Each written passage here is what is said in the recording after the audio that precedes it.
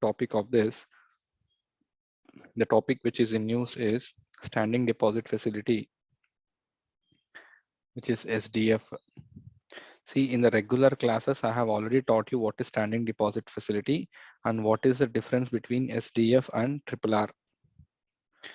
Okay, so when RBI is in need of money,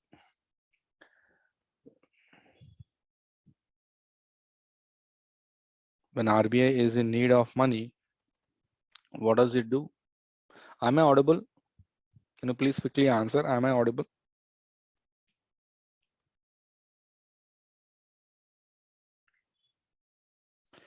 When the RBI is in need of money, then what does RBI will do? It will directly borrow from the banks.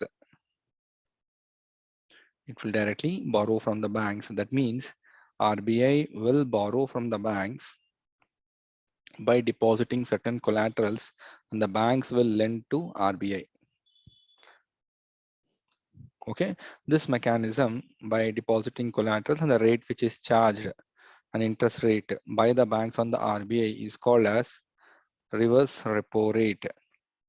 Now, see, recently in news, this again the concept of SDF is in limelight. See, what government is trying to do is to come out from RRR and try to give try to make sure that this concept is regularly followed, which is standing deposit facility. See, standing deposit facility allows, what does it allow? It allows a bank to deposit its excess funds,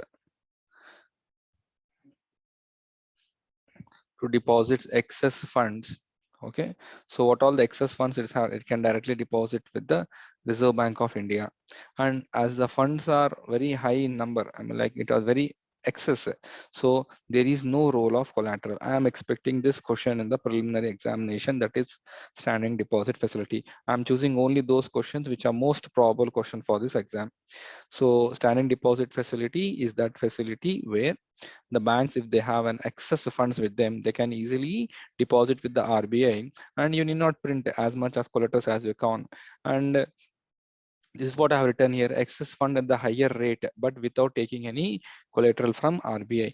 Now, higher rate, it is being charged. See, SDF rate is in fixed at 3.75 percentage. That means, what is the meaning of this?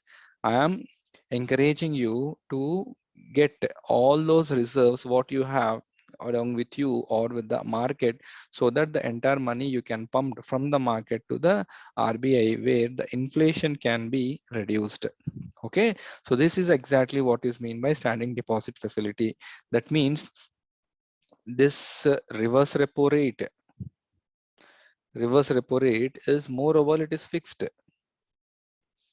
And SDF, okay, an SDF rate which is being made actually higher, 3.75 percentage is being fixed by the RBI. See, definitely in this there is no role of collateral. So, and there is a role of collateral in RRR.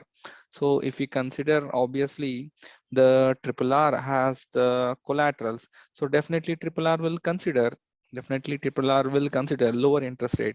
And you can easily compare this with repo rate and bank rate. So you all know that in repo rate and bank rate, which of the following hold collaterals and which do not hold collaterals? This I have already taught you in class. So again, in RR, RRR and SDF, only one thing, which is like excess funds, if you have in the market, you are going to park with the RBI.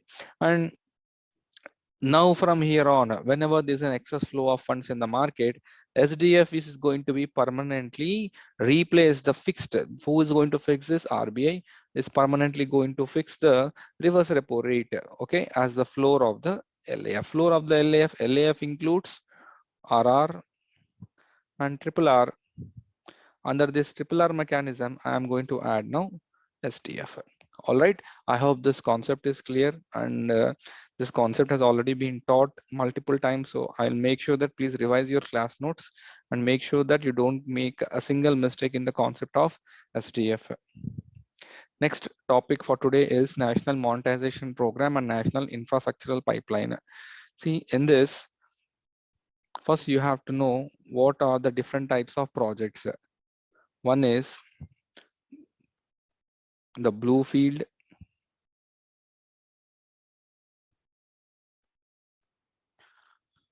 brown field. I'm sorry, one is the green field,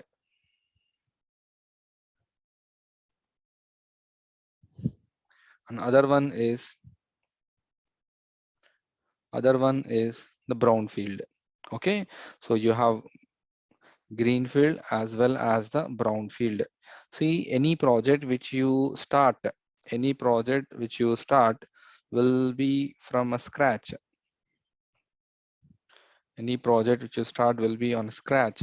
Then this projects which you start which is from the starting position, from the right from the scratch, then you call it as a green field.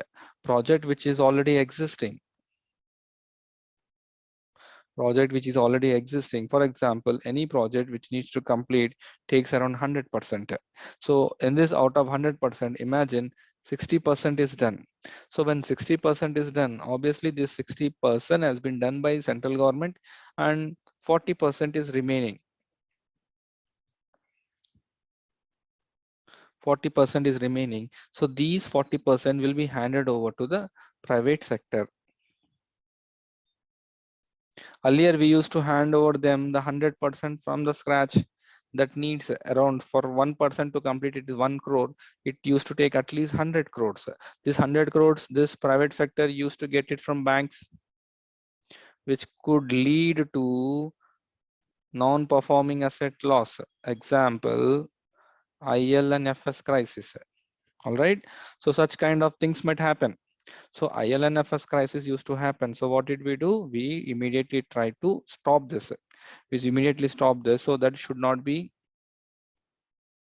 So we should not be a burden on the private. Should not be a burden on the major sector. Should not be a burden on the private. Should not be a burden on any of those private institutions. So what government is doing? Like, you do not get into this all kind of headache. Take brownfield project which is already existing and try to cover this brownfield project with 40% work. 60% we have already done, and take this 40% work and try to cover this in 1 or 2 days or 1 or 2 years, sorry, and take 40%. That is like around 40 crores from the bank. For you also the burden will be low, for the banks also burden will be low, and you are also being expected to get a higher returns. Now what government will do? Which projects government will allot to them? See, government needs money. That means government needs money. With this money, I have some targets: national infrastructure pipeline. So I have certain targets, national infrastructure pipelines. The money which I get it, I'll try to cover this national infrastructure pipeline programs. So under national infrastructure pipeline programs, majorly important targeted area what I have is energy sector. I'm telling you again, this is very important topic. This was being asked in budget. I mean, like covered in budget, covered in survey. It was discussed last year, and from past 1 year it is in current news. So energy sector is a sector which is going to be the maximum areas where government is going to build infrastructure. So my target under national infrastructure pipeline is energy sector. Next, road sector. Okay. Next, irrigation, mobility, railways. Okay. Now look at the percentage: 39% by the center, 39% is by the states, and 22% is by the private sector. So national infrastructure pipeline. Now I have so much of projects to be covered. So these projects will be covered by the central government, by the state government, also by the private institutions. So least percentage will be shared by the private sector, because I don't want to get it private sector into much burden. That means I am going to build. How I am going to build here? How I am going to build this project of the government? How I'm going to cover all these projects? See, I am going to cover these projects so that I can get money from other sources. Now, How will I get from other sources? See, I have all these areas with me. I have roads with me. I have railways with me. I have power transmissions with me. So give them on lease. Give them on lease, so that if you give them on lease, what will happen? Private sectors will take this on lease, and they will pay to government. And definitely they'll pay to government. With this money, what government is getting, it will try to clear my NIPs, National Infrastructure Pipeline. Now, how does it look? Let me take a clear picture, clear copy, so that it could be very easy for you to understand.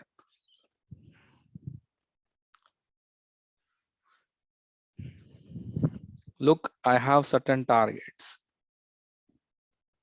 I have certain targets under National Infrastructure Pipeline. So major targets under National Infrastructure Pipeline is my energy sector. All right. So likewise, I have similar targets. Now I need to finish up this energy sectors. So who all will be investing in this energy sector? Central government will invest, state government will invest, private sector will also invest. So to build this energy sector, central government and state government each will be investing somewhere around this 39 percentage, and private sector will invest the remaining 22 percentage. So this is how I have to invest. Now central government needs money. Central government needs money. State government also needs money. Where will they get money from?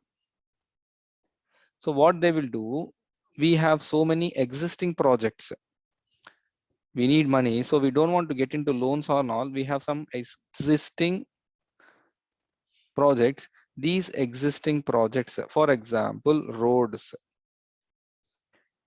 So what will we do? We will give these roads on lease to this private sector. So what private sector will take? Will take on lease for at least 15 years. So we'll take this on lease for at least 15 years. So what will you do? You will try to build one tolls on this, and you will collect tolls from this. Okay. And you will maintain this for 15 years. And later for 15 years, you will pay some amount to the government. And after once you are finished with this toll period, you will hand over this to government. That means this minimum amount which you are paying to government, like such, I'll get it for roads, I'll get it for roads, I'll get it for airports, I'll get it for transportation sector, I'll get it for stadiums. Okay, I'll get it for power transmission. That means all these areas which are existing, already been constructed, these are called as brownfield projects. So I'll be handed over, I'll try to hand over all these brownfield projects to the private sector and on lease. So once this private sector fulfills me with the minimum basic requirements amount, then what I'll do it. So with this, what is this program called as? This area is called, I did now is, this area is called as National Monetization Program. That means already existing assets what I have, I'm trying to give them on lease, try to get some money. From this, what I am getting money, I'll be investing in NIP. So in NIP, where I will invest more in energy. All right. I'll give more on roads on lease and try to invest the money on energy. So this is how central government and state government are trying to get the returns. This is very important topic for your exam. So that is what I have written here. National infrastructure project. This is my targets. First is energy. 25 lakh crores I need. So to build this 25 lakh crores, 39 by center, states and private.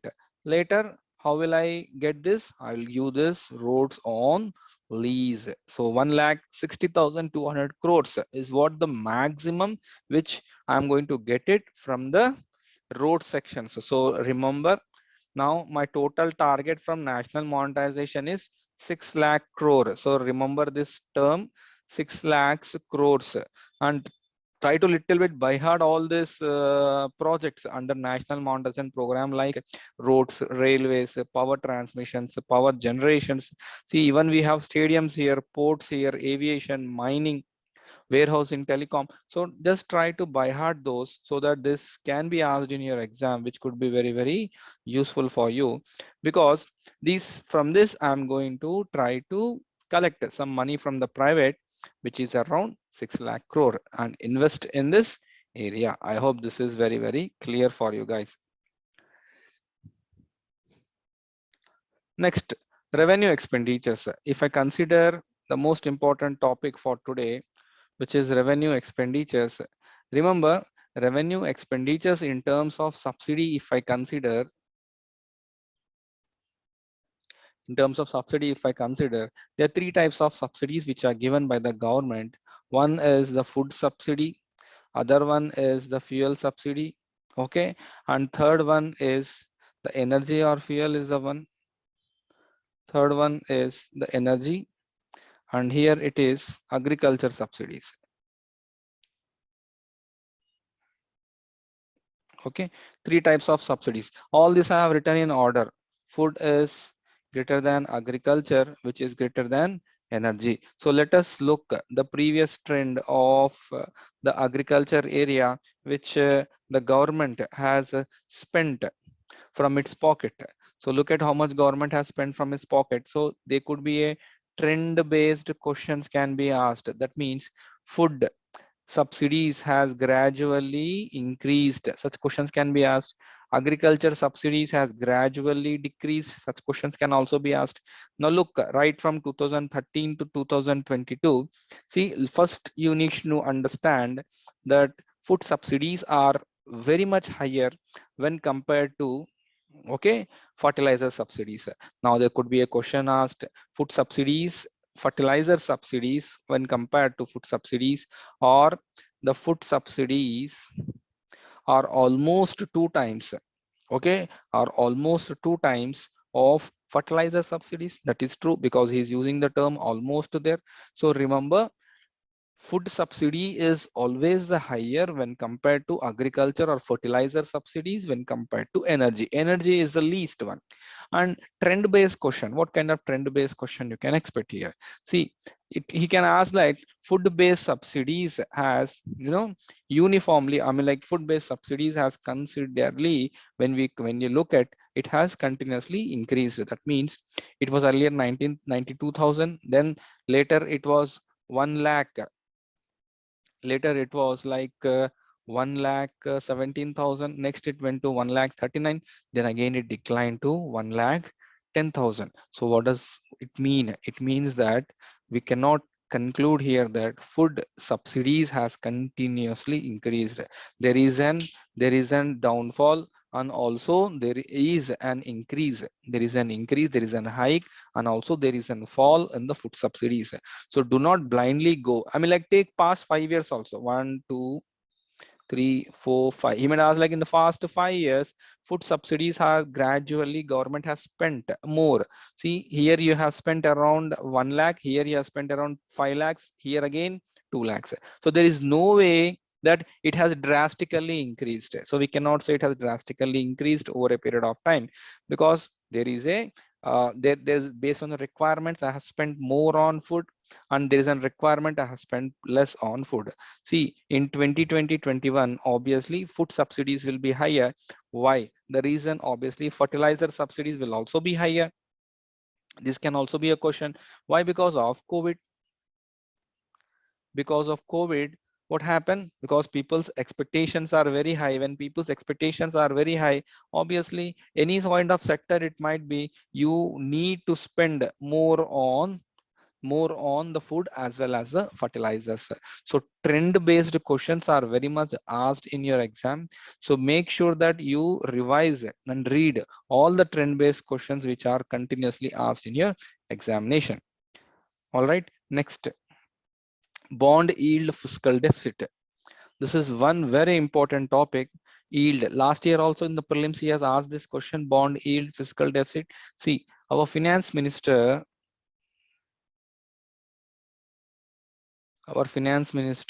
has recently in the budgetary session, she gave a statement that I am going to reduce my fiscal deficit, okay, where the yield of the bonds will go high. Okay, finance minister gave a statement that the yield of the bonds are going to be higher. So, and hence the bond yield is going to high and the fiscal deficit is going to decline. So how is this going to be possible? See, for example, if I take a bond whose value is rupees 100, so bond value will never change, whose value is 100. And what will happen? Now bond price, how much I am going to buy.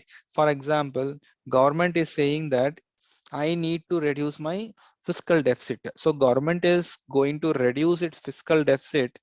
When government wants to reduce its fiscal deficit, how can I reduce? One side you have expenditures, other side you have receipts. That means you increase your receipts and decrease your expenditures. Obviously, this deficit will come down. So you have to reduce your spendings, increase your receipts. How will you increase your receipts? Now you borrow from market.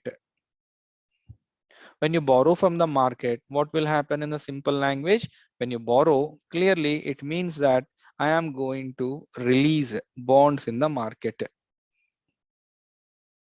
release more number of bonds in the market. That means what? I am going to release more number of bonds in the market. So availability of bonds in the market will go high, number of bonds will go high. That means if you do not give me bond, somebody else will give me bond. That means bond price, it becomes very simple for me to buy the bond, because if you don't give me for 100, somebody else will give me for 90 rupees. So bond value means number of bonds in the market, when there increases, price will come down. That means I'll buy for only 90. Government will promise you that I'm giving you 10% interest. That means actually you should get rupees. Actually you have to get, because you invested 90 rupees, that means you should get rupees 9. But in place of rupees 9, you are getting rupees 10, because it will be calculated on the value of the bond. It's very simple concept. Now how much you are going to get more? Plus 1 rupee you are going more. That means what? When the number of, this is what the UPSC will ask you, when number of bonds increases in the market, obviously what will happen to yield? Yield will also increase, yield will go high. That means to get more yield, what will you do? Because when you are getting more yield, that means you are getting more returns. Obviously you will invest more, your investments will increase. Why your investments increase? Because you're getting plus 1 rupee more. So you will invest more. And if you invest more, what is government is getting? Government is easily borrowing from the market. So government's receipts will increase. When government receipts increases, it will reduce its expenditures. Obviously, your fiscal deficit will decline. So this is how your fiscal deficit is going to reduce, making use of this concept of bond yield. I hope this is very clear for you, because this is one of the most expected question again for this preliminary exam. Next, remember there is one app which I want you to cover this for this preliminary exam, that is Digi Sathi. Digi Sathi is an app which is in news, which is being set up by National Payments Corporation of India. National Payments Corporation of India. Again, it works under RBI principles only. Works under RBI principles only, because it manages all those UPIs. Okay, under the RBI's guidelines. Okay, so what is Digi Sathi? Digi Sathi is nothing but an helpline center. Okay, it is an helpline. It is an helpline center. Okay, for those digital payments. Whenever you have some digital payment issues, you can download that app of Digital Sathi or 14431. That is a toll-free number you can go for, and this is 24/7 which is available. and we cannot expect that these are available in all regional languages. So such questions can be asked. This is not available as of now. I think it is available in only few regional languages only, not all. So it is available only in few: English, Hindi, etc. And don't expect that it is available in all regional languages. So such questions we can ask. So he can ask you like, what is the helpline app for the digital payments? It could be Digi Sathi. He can ask you, what is Digi Sathi? It is 24/7 helpline for the digital payments. Anything can be asked. So be ready for such questions, which should not lose, because every question makes a lot of difference. Now, the most important content which is always in news is payment banks. See, payment banks, what I have taught in the recent class, now what I am going to teach, it is again, you remember, it is going to be updated, because it is again, it has gone for a little bit of change. So tokenization, what is tokenization and all? See, few payment banks are not ready for tokenizations. I'll teach you tomorrow, because this is a little bit lengthy topic of tokenization. I'll teach you tomorrow what is tokenization. See, payment banks are part of differential banks. Payment banks are the differential banks, okay, whose norms are little bit different when compared to, okay, you all know, when compared to the commercial banks. All right, when compared to commercial banks, payment banks norms are very, very different. Can you please tell me? I'll ask you one simple question. Can payment bank give loans? Are they advised to give loans?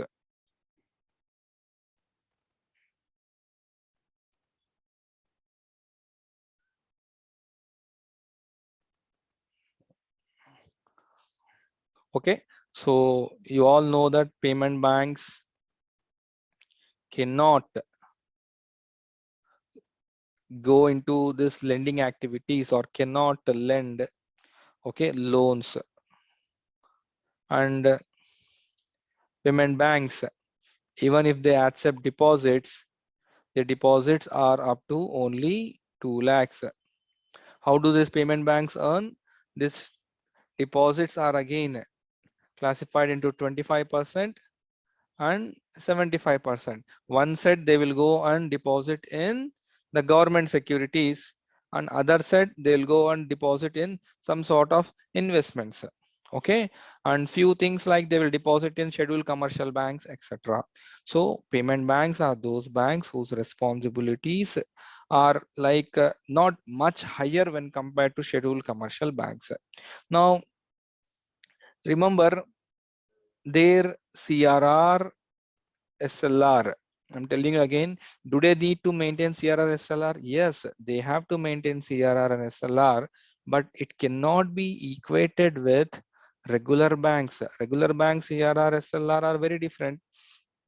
Okay, and are they at the same percentage? No, they are not maintaining the same percentage. They are different. And who will decide this? RBI will decide this. RBI will decide what is the CRR percentage and SLR percentage of this your payment banks. And they cannot lend loans, and they cannot issue credit cards. They can only issue debit cards.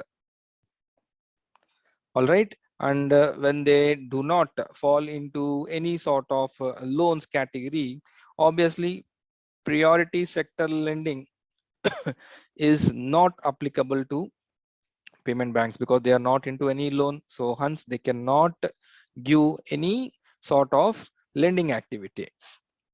Now remember, one important updated point which you have to note here is capital adequacy ratio, which I have already taught you in your classes, regular classes. Capital adequacy ratio. Capital adequacy ratio is CRAR. Please tell me, on which of the following norms, we will try to maintain CRAR in our country. Based on whose norms will try to maintain CRAR in the country?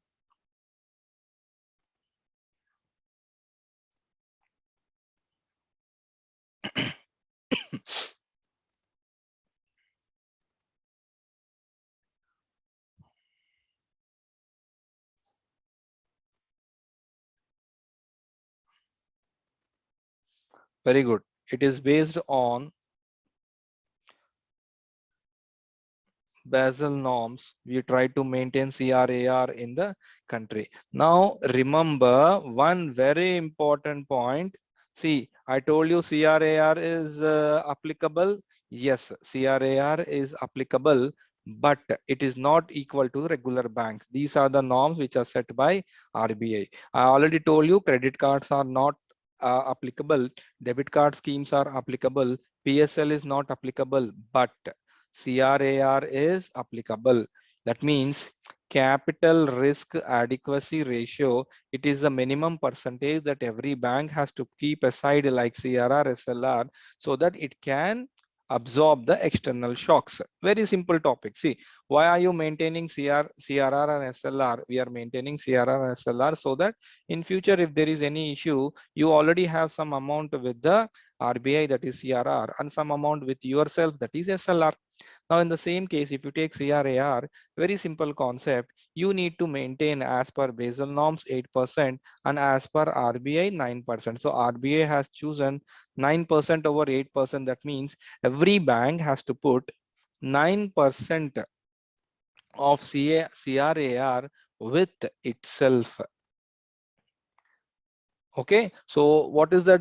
It will remain with the banks now. CRR will go to RBI. Next, SLR and CRAR, SLR and CRAR will be with the bank. Okay, now CRR is applicable to payment banks. Yes, SLR is applicable to payment banks. Yes, CRAR is also applicable to payment banks. Remember, this is the most updated and very important content which everyone should know, that CRAR is also applicable to the payment banks. Now, how much CRAR you have to maintain? See, how much CRAR you have to maintain? Now, RBI is saying that RBI says that it tried to maintain certain percentage of CRAR for everyone. See, Basel is saying 8%, but RBI is saying 9% CRAR to scheduled commercial banks. 9% CRAR to scheduled commercial banks. Okay, and 12 percentage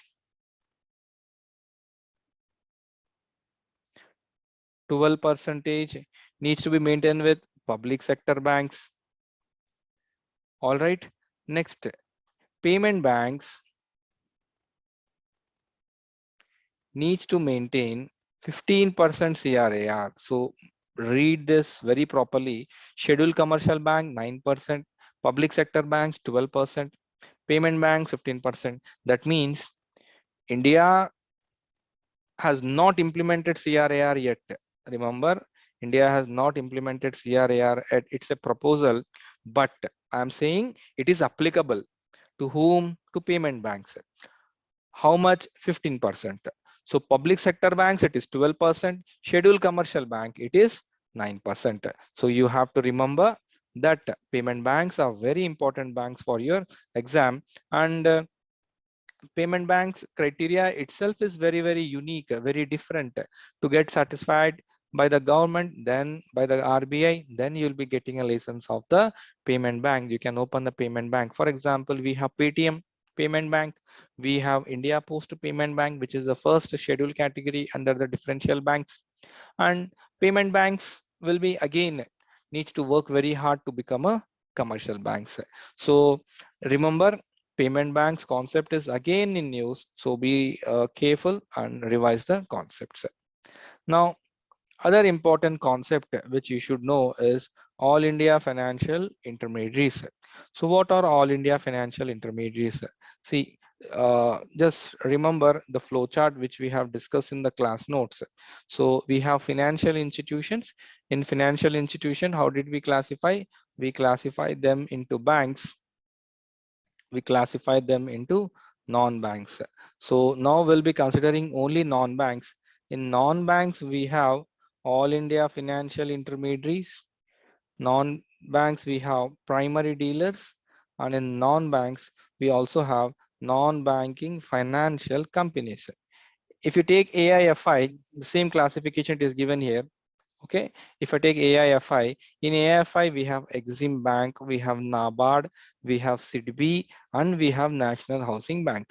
This I have given very clearly, and I have also taught you in the class who are the regulators. Who are the regulators of these banks and who are the owners of these banks. So you should tell me who are the regulators and who are the owners. So just tell me that who are the regulators of NABARD. NABARD. Just answer NABARD. Very good. Regulator. Very nice. Beautiful. So regulator of NABARD is RBI. Very simple. Regulator of NABARD is RBI, and RBI is taking responsibility of Exim. RBI takes responsibility of CTB, and RBI also take responsibility of National Housing Bank. As simple as that. Now, if I take all India financial intermediaries, I can easily write here that these are regulated by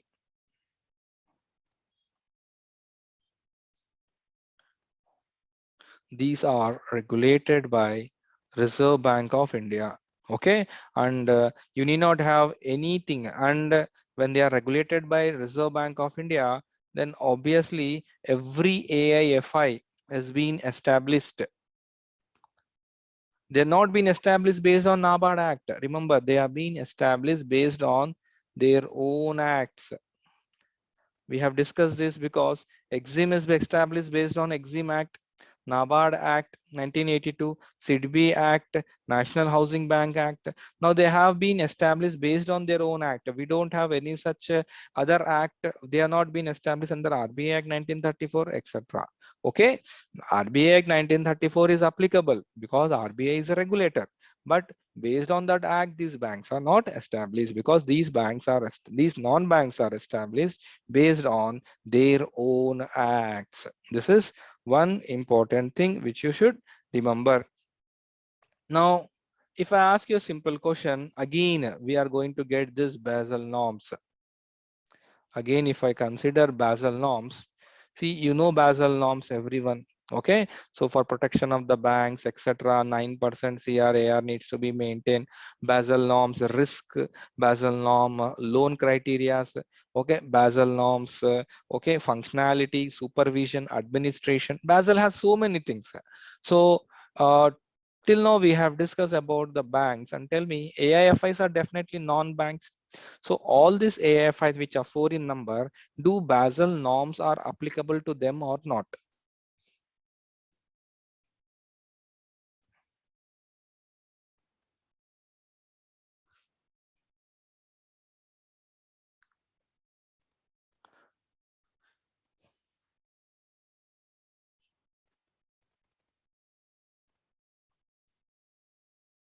So good. Yes,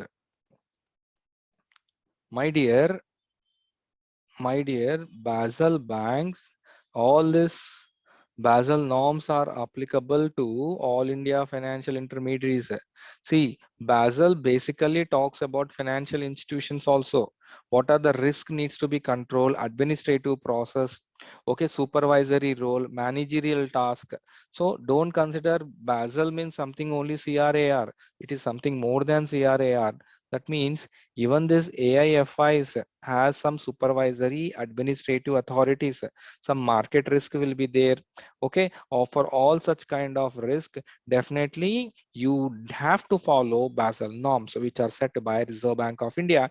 And anyways, I am the regulator. Anyways, if RBI is a regulator, Okay, and now RBI do follow Basel norms. Obviously, AIFI will follow Basel norms. Even in this way also you can link. It's very simple to understand. Yes, three types of risk. Excellent, mind blowing, awesome. I don't know from which institution, but you are answering very well. Okay, most of them must be my students only, but I'm just updating. Try to attend all this current affairs, very active. Try to attend all this session till Saturday. It will go on at least 1 hour. I'll update all the current affairs, your complete class notes chapter. So always sit with your class notes and make sure that you follow all the topics.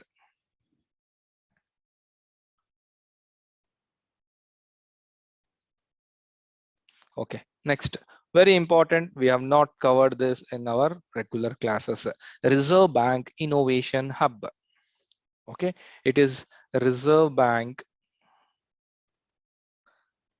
It is Reserve Bank of India's.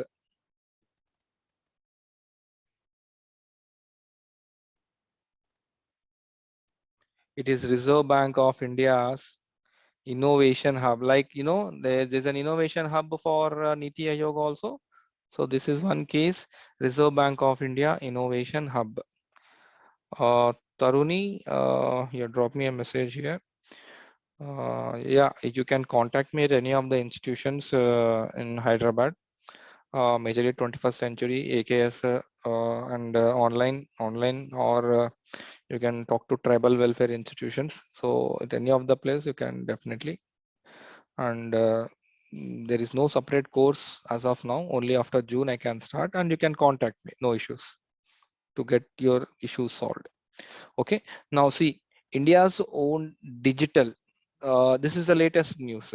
Okay, India's own digital currency, which is called as central bank digital currency, which is rupee. Okay, central bank digital currency, which is rupee, which is to be introduced in a phased manner. That is, RBI will form innovation hub. So our topic for today is not CBDC. Our topic for today is RBI hub.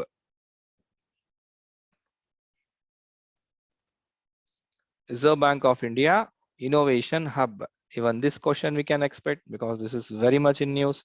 Now, Reserve Bank of India Innovation Hub, it is owned by, remember, this is owned by Reserve Bank of India. Obviously, this is part of Reserve Bank of India, so it is owned by Reserve Bank of India. And Section 8 company, it has been created based on the Companies Act. This innovation hub has been created based on the Companies Act. The Companies Act 2013. Okay, and it has based on the section 8, which is very important section. What is the section 8 of the Companies Act?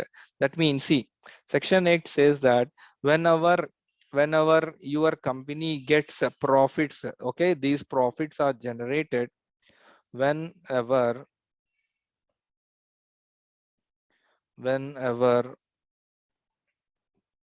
profits are generated by this organizations. Whenever the profits are generated, what you have to do with this profit, it is a compulsory, it is compulsory that you try to reinvest them. Okay, so section 8 company means whatever the profits which are going to be generated here, they need to be reinvested back. Okay, it's not like you're going to consumption levels, it's not like you're going to spend somewhere else. No, you try to reinvest back so that you can enlarge the scope of the company.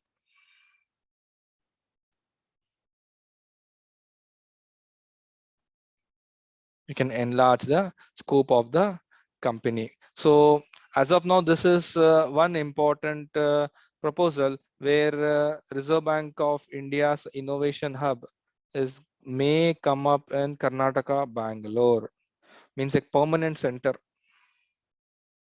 Okay, a permanent center.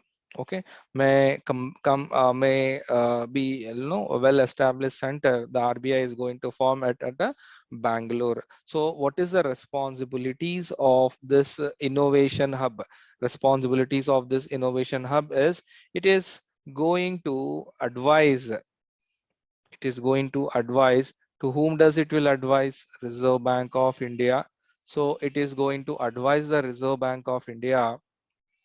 And so how is going to advise the Reserve Bank of India? See, India's own digital currency to be introduced in the phased manner, RBI forms innovation hub. So what is the meaning of this? Whenever RBI is going to come up with the new reforms or any sort of changes, RBI will take suggestions from Reserve Bank of India's innovation hub, RBIH. This is a very important topic.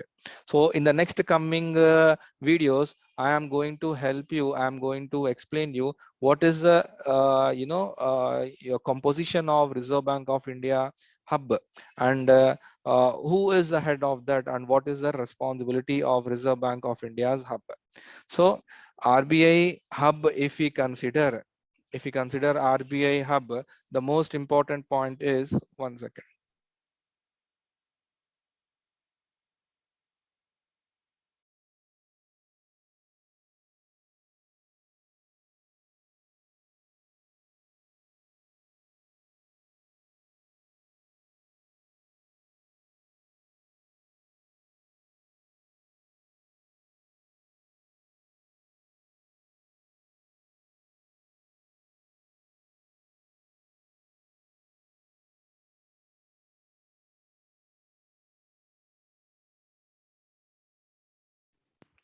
All right. Responsibility of Reserve Bank of India hub is it is any sort of recommendations, any sort of queries with respect to the financial inclusions, okay, can be taken from Reserve Bank of Innovation Hub.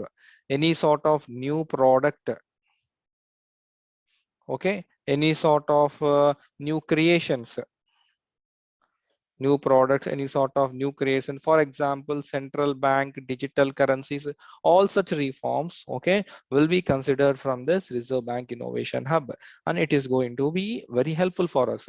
So now Reserve Bank of Innovation Hub, Reserve Bank of India's Innovation Hub, it is 100% okay owned by RBI. Okay, no one is a partner in this. It is 100% owned by the Reserve Bank of India. 100% owned by the Reserve Bank of India, and it is actually going to act like an subsidiary of. It is actually going to act as a subsidiary of Reserve Bank of India. Subsidiary means something like which is always being a backup, which is always going to be have a very good great support to you, okay, which is going to take your responsibilities. All these are called as an subsidiaries. What are the other subsidiaries you have? So you already have four important subsidiaries with you, okay. One is Deposit Insurance Credit Guarantee Corporation. Deposit Insurance, I repeat, Deposit Insurance and Credit Guarantee Corporation. Credit Guarantee Corporation is one subsidiary. Next one is Reserve Bank Information Technology. Reserve Bank Information Technology Private Limited. Okay. Reserve Bank Information Technology Private Limited. This is the second one. Third one is Bharatiya Reserve Bank Note. Bharatiya Reserve Bank Note. Bharatiya Reserve Bank Note Mudra. Mudran. Okay. Private Limited. Bharatiya Reserve Bank Note Mudran. Mudran means print. Mudran Private Limited. Next one is Indian Financial Technology Allied Services. Indian Financial Technology Allied Services. All these four are the most important subsidiaries of the Reserve Bank of India. So one is DICGC, REBAT, one is Deposit Insurance and Credit Guarantee Corporation, Reserve Bank Information Technology Private Limited. Next, Bharatiya Reserve Bank Note Mudran Private Limited. Next is Indian Financial Technology and Allied Services. These are four which are already existing. Along with this four, we have the special one, that is plus one. What is plus one now? Plus one is Reserve Bank of India Innovation Hub. This is the fifth one, which is in news. So this can be asked in your exam.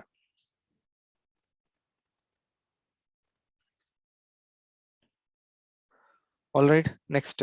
It is just I have picked, it is just recent news, just 2 hours ago.